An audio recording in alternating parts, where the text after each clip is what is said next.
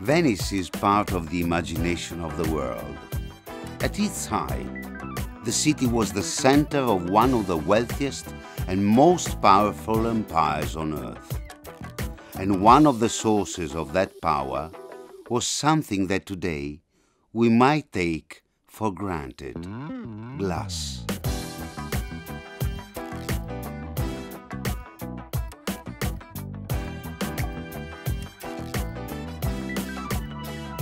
My name is Francesco da Mosto, and my family has lived in Venice for over 1,000 years. At the fall of the Roman Empire, they were amongst the people who fled here to the safety of the lagoon. And those early settlers brought a secret with them, a secret which made the city they founded the most dazzling the world had ever seen.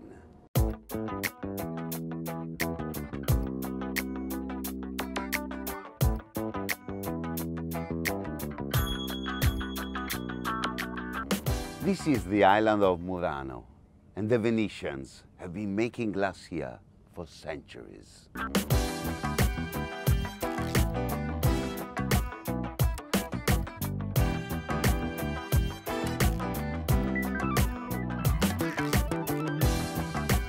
Glass helped to make Venice rich, highly prized and exclusive, widely regarded as a great luxury. It was an art form at which the Venetians excelled. No wonder they wanted to keep it for themselves. Murano remains the global center of the ancient and extraordinary craft of glass. The Venice Glass Week Festival is dedicated to continuing and supporting its traditions and bringing the art of glass to a modern audience. I'm here to meet Luciano Gambaro, the president of Murano Glass Consortium and one of the organizers of the festival in early September. Ehi, ciao Francesco! Ciao Luciano, come va? Bene, e tu? Benvenuto a Murano. Sono in vacanza, è una meraviglia. Sì, oggi non è proprio una giornata bellissima, però si sta bene. Dai, sì. La Glass Week si rivolge proprio al vetro artistico internazionale, naturalmente con un focus particolare su quello che noi riteniamo essere la patria del vetro artistico mondiale, che è Murano. Ci sono fabbriche che fanno oggettistica, oggetti, quelli che fanno i lampadari, quelli che fanno i bicchieri, quelli che fanno le sculture, chi fa gli specchi, chi incide, chi decora. Ecco, questo è proprio il sistema così bello, così variegato che Murano ha, ed è unico. Che in fondo è una famiglia poi. Ma sì, siamo sempre una famiglia. Ogni tanto siamo anche in discussione tra di noi, però come in tutte le famiglie. Francesco. My family is historically tied to Murano. In the 18th century, one of my ancestors, Roberto III da Mosto, was the official overseer of Murano's mirror makers, effectively the minister of glass mirrors. But why was glass, in general, so important to Venice? The first recorded mention of a glass master in Venice, bottle maker Dominicus Fiolarius, dates from the year 982, and in the years that followed, furnaces were to be found all over the city. In 1291, however, a law was passed ordering all glassmaking to be concentrated here, on Murano, for two important reasons. First, to prevent the danger of fire from spreading, and second, to ensure that the precious secrets of glassmaking be contained and protected at all costs. As a result, 500 years before the Industrial Revolution in Europe, the island became the first industrial hub in the world. It was a golden age, and today some of those historic firms, such as Baroviera and Toso, founded in 1295, are still going strong.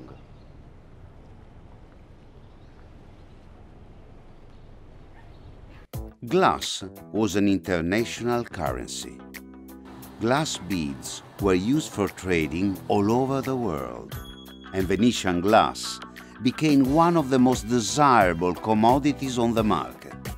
In Venetian society, Murano's glass masters were highly regarded, considered important enough to marry their daughters into the city's aristocracy. Here, in the Glass Museum, you can still see the crest of some of the glass masters' family, similar in a way to the portraits of the doges which line the walls of the Doge's palace.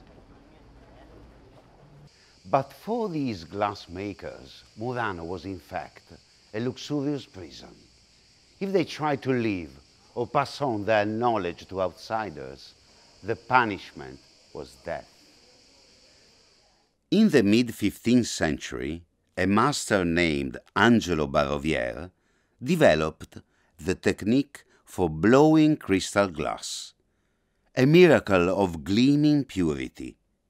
By the 16th century, Murano had over 30,000 residents who produced chandeliers, goblets and mirrors, which were famous all over the world. The glamour and prestige of Murano is preserved here, in the Museo del Vetro, which I'm visiting today with the director Chiara Squarcina.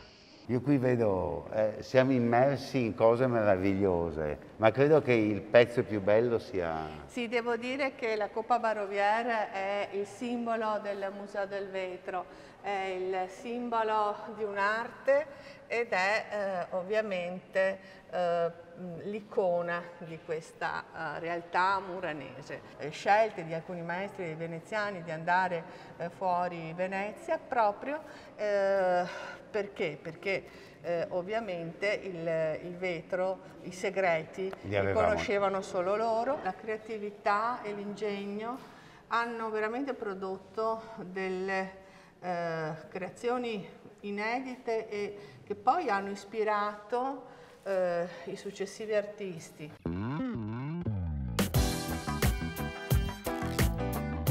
So, how did they do it? This is Venini, one of the most famous factories on Murano, and they are celebrating their 100th anniversary this year. So maybe they can explain. Ciao Michela! Ciao, benvenuto Francesco. Grazie infinite. Mi introduci nel vostro mondo? Prego, vieni. Il vetro da come comincia?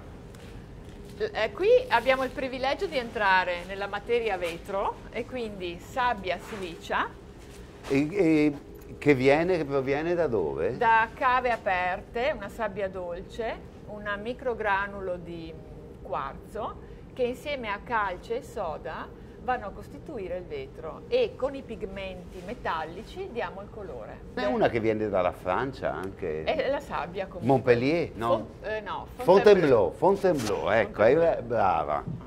È una meraviglia, guarda che chiara che è. Sì, è una sabbia purissima, di una qualità eccellente. Questo avviene in una composizione di ricetta anche segreta, dove Venini in 100 anni di storia conserva da generazioni ricette delle più svariate sfumature.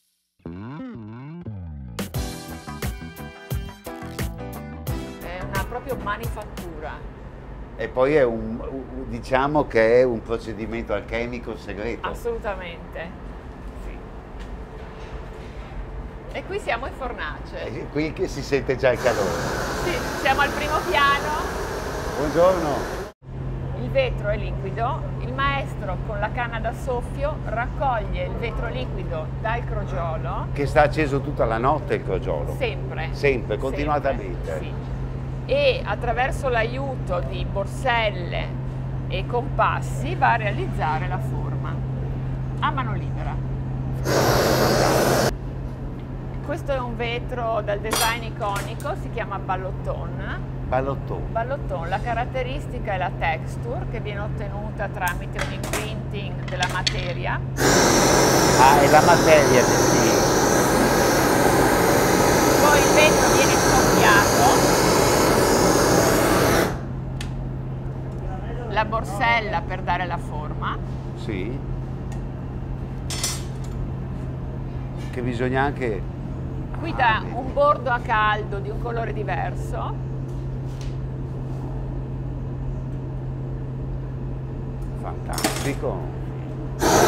Una gestualità compiuta nella capacità di capire il ritmo, di comprendere il momento giusto, di comprendersi anche tra loro. Quindi loro lavorano in team.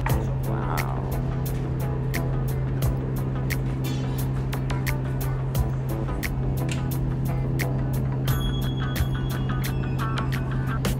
È un'idea di nascita, di crescita. Guarda che meraviglia.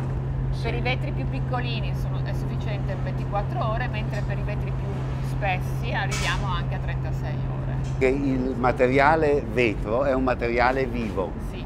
Quindi anche mentre lui si raffredda è un qualcosa che continua a cambiare. E il vetro com'è? È un materiale, non so, diciamo vivo? Il vetro è vivo.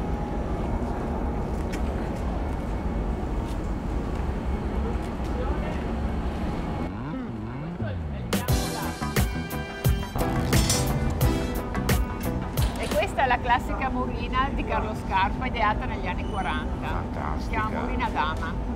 Murina dama. Sì, murina bellissima. Wow, guarda come diventa luminosa. It's a magical process, but it certainly doesn't belong to the past.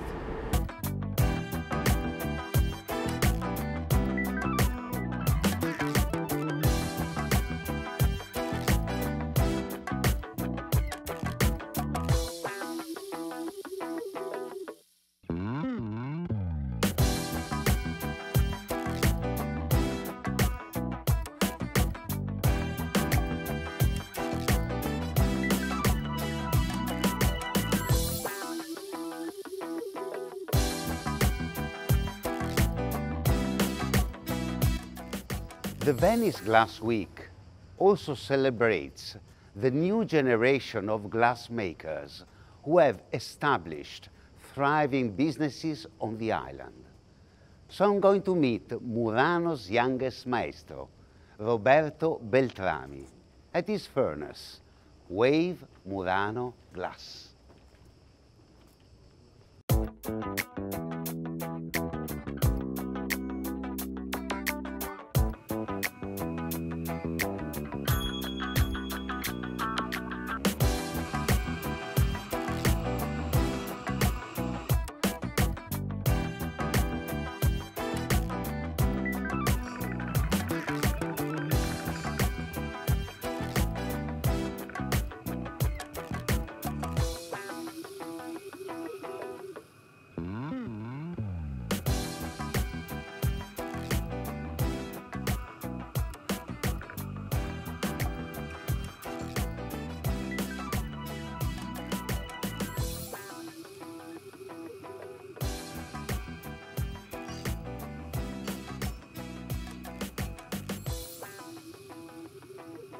Nice to meet you, Francesco. Nice to meet you, I'm Roberto. I was watching you, creating Thank a you. pappagallo. How do you say in English? Parrot. That was fantastic, and Thank I saw you. that you're still full of, yeah, it's hot there. It's quite hot in July, yes. But why did you choose to work on glass? Well, it's kind of a long story, but to make it short, I was always curious as a child with, working with my hands, with materials. I worked with wood, metal, tin, plastic, paint, everything, and fire. I loved fire. And then I ended up studying physics at university because I wanted to find out how things worked.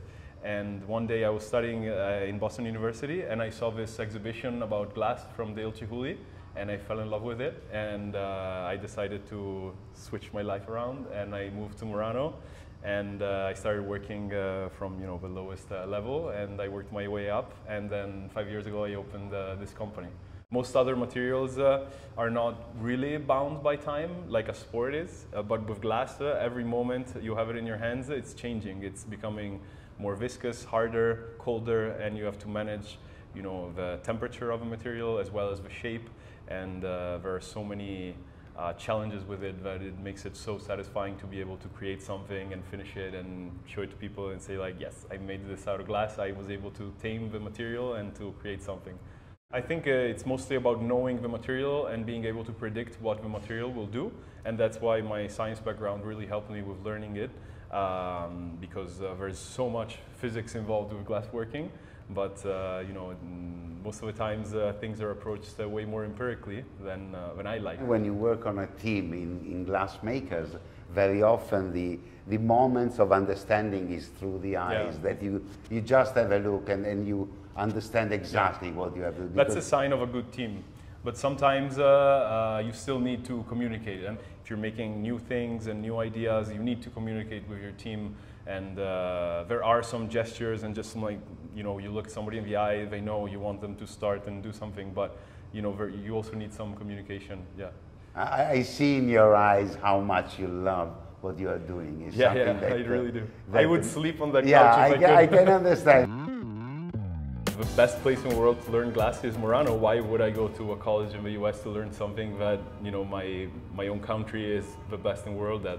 And so I came here, and it wasn't easy, I must admit, but it definitely was worth it, because in Murano there are the most skilled glassblowers in the world. They have such a control of a material that is uncomparable to anything I've seen in the rest of the world. I can imagine that at the beginning it must be. Yeah, also because I was from abroad. Yeah, so from Brescia, I was a Foresto, yes. Wow. I still am. They call me the Bresciano in Murano. Thank you so much. Thank you. And see you soon. See you soon. At the Venice Glass Week. Yes, and I wanted to thank you, the Venice Glass Week and the Consorzio Promovetro, for their help and what they did for the glass in general, and helping the companies of the island, which are not going through such a great time with COVID and the crisis. Yeah. So thank you. E complimenti, sai. Grazie. I have lived in Venice all my life. Yet here on Murano, I found so much to explore and to learn. And you can too if you join me here in September for the Venice Glass Week. Glass might be fragile, but it's one of the most enduring foundations of my beloved city.